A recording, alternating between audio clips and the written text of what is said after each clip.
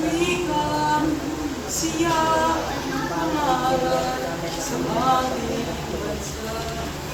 Hindi magmahal sa sariling wika ay higit ba amoy sa mga isda.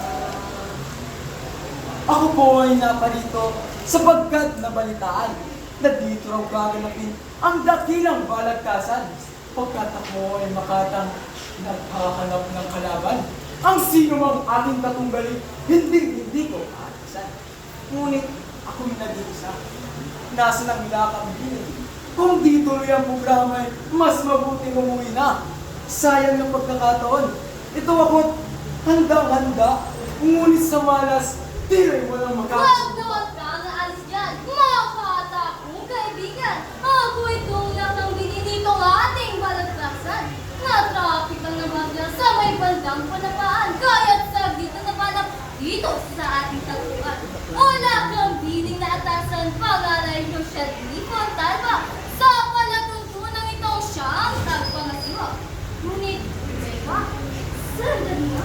Bakit di na nawawala ang mababang na pagbalit kabanggaan mo sa diba? Ako'y hindi nawawala. Tulad mo rin, na-traffic lang. Sabik akong ilang paso. Nagkalabang, nag-aabang. O binibining, lakang bining. Ako po'y pahintulutan na lumakbong sa programang may tagisan ng katwiran. Halika at umakyat na dito sa ating tanghalan.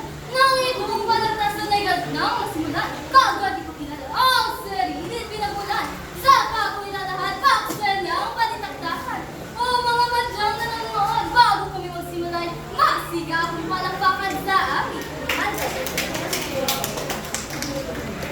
Gian Miguel Quinto po, Pangasinensing na turingan, makata ng paaralan, prinsipe ng balagtasan, katwiran ko'y parang suntok, bawat may tila'y kulog, ang sino mang aking makakalaban sa pansitan matutulog. Binibining ay Shalawin Corpus ang pangalan, ang Diyosa ng balagtasan. Sa talino't kagandahan, taob ang aking kalaban. Hindi ako nananakot, hindi rin ako nagbabanta. Pero ang huling nakalaban ko hanggang ngayon ay tulala. Ang paksa kong nakalaan sa patulang pagtatalo. Alin bang nararapat? Wikang puro? O wikang halo? O si Gian ang nagsasabi nga ang wikang Pilipinas. Dapat natin ipagtanggol, ingatan at gawin puro. Samantalang sa iyo siya ay wala ang nanapahayag. Panghihiram ng salita ay lumos siya sa kapayag kanala. Mauna na ang panig na sumututan. Sige, iyan, simulan mo! Katwiran mo ipukol. At nang dahil sa Counter-Strike at lagi mong pagpe-prester, naubos na ang oras mo, pati pera sa computer. Kapataang sinasabi, pagkakasarang nitong bayan, ito ngayon sinasamba ay kultura ng ang bansa. Ikaw ba ay nababaliw? Technical terms, babaguhin, di lalong ang lahat ay kay hirap na intindihin. Wala akong sinasabi, technical terms ay babaguhin. Mukhang itong kalaban ko ang siyang lola at ulyanin. Sino kaya ang ulyanin? Sino ba ang mas maganda? Kayong mga madlang nanonood, kayo na ang humusga. Di hamak na mas maganda. Kayo mangging Pilipina, kumpara sa tulad mo, labanos na namumutla. Hindi ako namumutla. Ang gamit ko ay glutathione. Kaya putis ng artista. Itong beauty ko sa ngayon. Gaganda ang artipisyal, naritoke nitong alcam. Tanging magkakagusto'y yaong naibang At lamang. sinong nahihibang? Ikaw! Sandali lang! Sandali lang aking mga kaibigan! Lubhang lumalayo kayo sa paksa ng balagtasan! Pakiusap ng mulikal paksa ng talakayan! Uminahon at pagtimpid sa banggaan ng katwiran! Ikaw, Ayesha, konting lamig sa iyo di yan ay kanuntit! Ngayon ito ang balagtasan na yatin na kung itutuloy! O at kayong madlang na nakikinig! Unay aking kilingan, lalay ng buong sigla, masigabong palakpakan!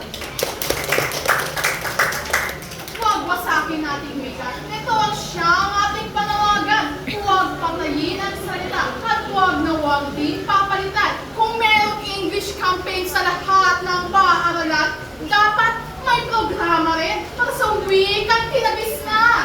O ang aliping caregiver na tagahugas ng puwit. Ito ba ang gantimpala sa pangarap na malupit? Pilipino'y sinasanay upang agad ay export. Sa kanser ng kahirapan ang siyang natatanging gamot. Makinig na pag-isip, bangungot na panaginip, ang dahilan kung bakit ang bansa natin nagigipit. Habang Pulyano at Hatoni nagnanais na mag-Ingles, ito naman ang tulad ng nais, ito ay malis. Hindi ko sinasabing Ingles ay dapat alisin, kundi wikang Pilipino ang dapat bigyan pansin. Itong wikang Pilipino di magamit sa call center. Sa interview, babagsak ka kung ang alam mo lang ay sir. Huwag ka nang magkuleyo kung call center agent lamang. Hayaan mo murahin ka ng dayuhang mapanlamaw. Akin muli, puputulin, lumalayo ang sapan. Baksa natin sinimula na siya ang dapat pagtalunan. May namin ang sasabihin, huwag iwanan ang sabihin. Uwi kang puro, uwi kang halo, alin ba ang pipiliin? Sa pagkakataon, kayo'y aking pagbibigyan. Huling tindig, huling hirit sa ng katwiran na bitawan. At kayong madlang na nakikinig, gisingin ang dihong sunog sa ritmo ng palakpakan. Bawat ringas na higdit ay may sariling katangian. Hindi dapat talikuran, hindi dapat irespeto at dapat pag-ingatan. Bawat lahi may kultura, may sariling katanyahan. Hindi dapat talikuran, hindi dapat dalikan. Ang wika ay dinamiko, umuunlad, nagbabago. Kagaya na nitong pag-unlad nitong wikang Pilipino. May hiram sa Kastila, may salita katutubo.